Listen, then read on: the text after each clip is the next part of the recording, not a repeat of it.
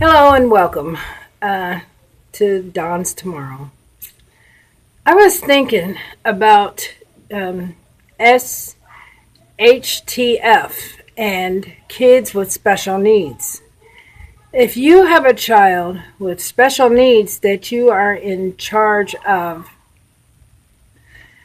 during a bad situation, there's a few things that you might want to think about, like now, to kind of get ready. Most of us know someone that is autistic. I'm particularly talking about children with autism or even adults with autism if you have to care for them. Special things that you might want to pack in their bug out bag if you have to bug out with them will be very helpful. Okay. Now, first of all, I think this is a given. If the person has autism, try to start putting away some meds for them. You want to have your meds for them, okay? Because it's not going to be pleasant if they don't have their meds. But if you're having a problem or you're stressing and you're struggling about getting their meds, here's a couple things that will help. This one for nighttime. It's a sleep aid, all natural sleep aid, melatonin. They need to be relaxed, quiet, and restful sleep. That way, wherever you're bugging out, if things get really bad and it's civil unrest, they won't have a chance to give away your location, and then they can just rest. It's going to be super stressful for them, like maybe worse than it's going to be for us. Another thing during the day that'll keep them calm. Okay, it'll help out with keeping them calm.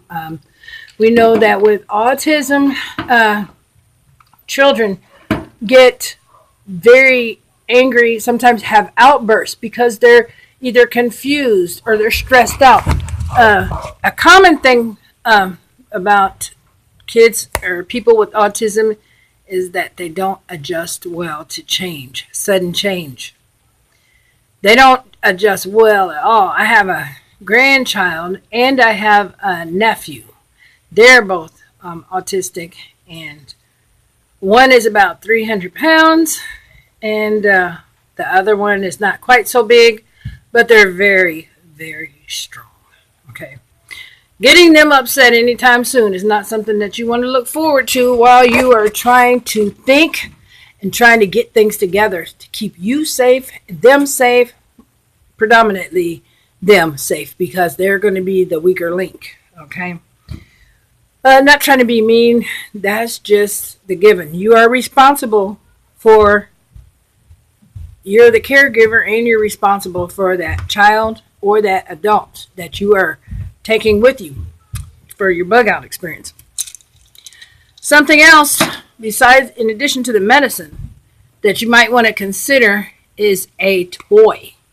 Something sturdy, durable, rugged, something that they can play with. No loose parts that they can, no broken parts. And that happens to be my grandson's favorite. And something that they can play with. Maybe give them a bracelet and teach them how to use this neat survival bracelet. I think they'll like this one because it's also a whistle.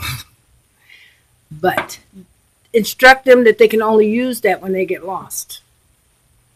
And that's going to be a little stressful, giving them that. Don't give it to them until you know that the coast is clear.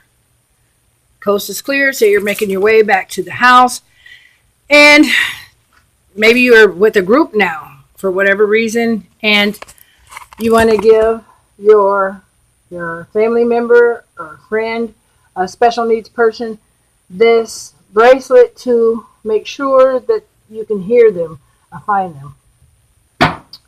Also, like if you're bugging out and you don't have a whole lot of toys or whatever, you get them some beads. These usually work pretty good.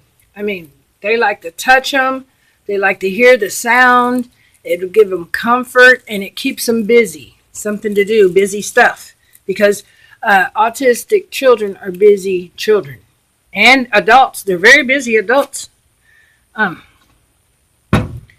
Something else you might consider is bringing some applesauce. Applesauce is comfort food for autistic people. Most of them tend to like it, and it calms them, it relaxes them, and it makes them very happy. And that's something that you want to think about. Also, it's very good for them. Source of vitamin C, and helps them with their bowels, keep them in check so they don't get bound up. Let's see what else I have. Like I said, a couple bracelets. Doesn't take anything to throw a couple bracelets in. They all the ones that I have met, like the jewelry. And this is a rubbery, stretchy, fun to touch, bracelet. And doesn't cost anything. Throw it in the bug out bag. And let's see what else we got here. Got my box. Old crayons. Last but not least, the very favorite of all favorites, in addition to music, is the crayon. Bring a little notepad or a couple notepads, the little small ones that you can pack into your bug out bag, and those will save you a lot of headache and worry. So, I tell you what, do not forget the vitamin B6 for nerves. It will relax them. Like I told you before, keep them quiet. We're recanning now. Melatonin for a restful night's sleep. Because if you're in a bug out situation, last thing you want to have happen is an outburst. You don't want that to happen. You don't want to do anything to draw attention to you or your loved one. Quiet is the best thing to do. You're going to keep it down low. You're going to keep it on a low profile. Take their favorite blanket with them, and their favorite canned food, if you can, whatever it is. I chose applesauce, but yours might be something different than applesauce. So there's pretzels. Yeah. Most children, special needs children, love pretzels. It's also a comfort food, a comfort snack. So it's easy. Raisins, raisins, peanuts, those things are gonna help out a lot, and they have a really good shelf life, long-term storage. You can put them in the bag and be gone. Don't forget the toy, like I mentioned earlier. Don't forget the beads. They could be black beads. It doesn't matter what color beads. It's the sound that they like and the feel of the beads. Favorite toy, whatever your child's favorite toy is. And I just really, my heart goes out to people with special needs children, because I know that they may not speak about it, but they have to be worried that if, or when, I believe when things get real bad, in case of civil unrest, you're going to have to leave, then they're wondering probably, what am I going to do? How am I going to try to make it? Am I going to make it?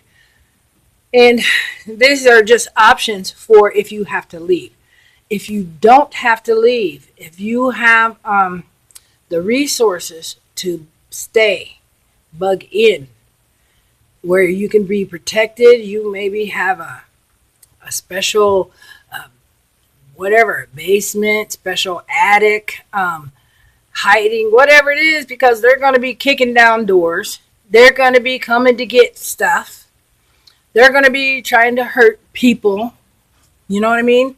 So wherever you go, if you're going to try to be in the house, you need to be not sitting in a living room chair looking at them. At least without a weapon protection,